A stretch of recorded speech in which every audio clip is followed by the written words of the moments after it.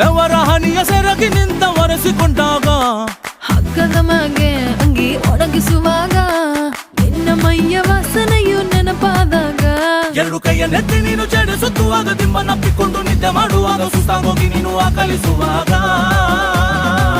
ಬತ್ತವಲ್ಲ feelings ಬಂದು ಬಂದು ಮುಚ್ಚಾಗ್ತವೆ